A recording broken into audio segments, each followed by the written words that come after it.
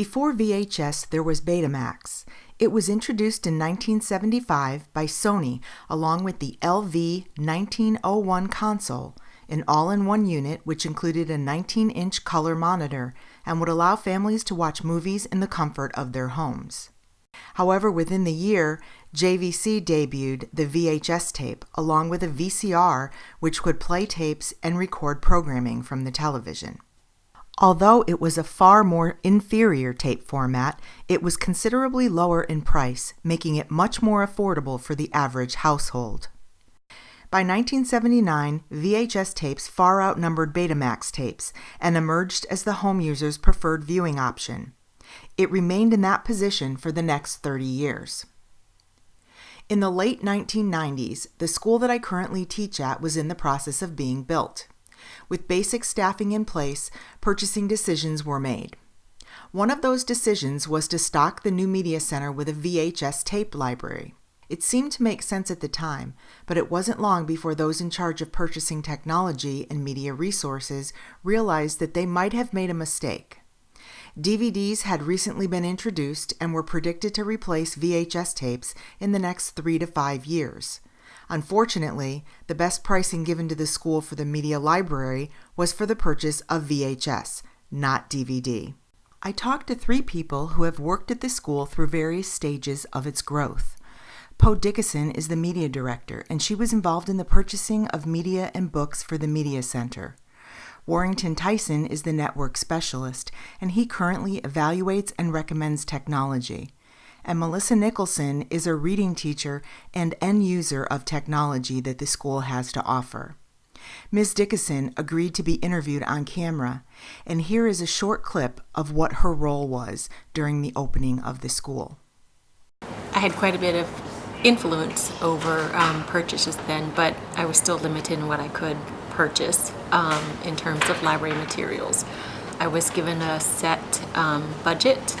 I worked with Follett School Library to get or acquire those materials, books and videos.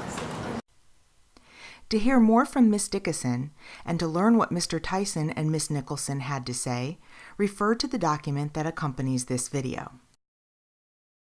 In 1997, the VHS tapes competition came onto the scene, the DVD. The first movie to be released on DVD was Twister, but Sony was selling the first DVD players for a hefty $1,000. The high cost of both the DVDs and the players helped keep VHS tapes and players on the market. But once consumers saw the superior quality that DVD viewing provided, sales began to increase and prices began to come down. By 2003, the sales and rentals of movies and other content on DVD outnumbered those on VHS. The last major motion picture to be released on VHS was A History of Violence, which hit store shelves on March 14, 2006. The last VHS player to be manufactured was in July of 2016. Let's take a minute and look at something called McLuhan's Laws of Media and how they are used in a tetrad, with first the VHS tape and then the DVD. As David Thornburg explained, all mediums go through the following 4 things at the same time, and they can be illustrated using a 4-quadrant tetrad. These 4 things are enhancement, obsolescence, retrieval, or rekindling and reversal. The VHS tetrad shows that it enhances the options viewers have by allowing them to record and tape their favorite programs and watch them when they have time. It makes obsolete Sony's Betamax tape and player. It retrieves information from film which was only able to capture the picture, and the VHS tape was replaced by the DVD. The DVD tetrad shows that it enhances the picture quality and it does not degrade over time. It makes obsolete the VHS tape and player. It retrieves information from records, CDs, and Laserdiscs, and it is in the process of being replaced by video on demand. Now let's take a look at the 6 forces that drive emerging technologies. The video at this point is detailed and self-explanatory. Please feel free to stop and rewind at any point.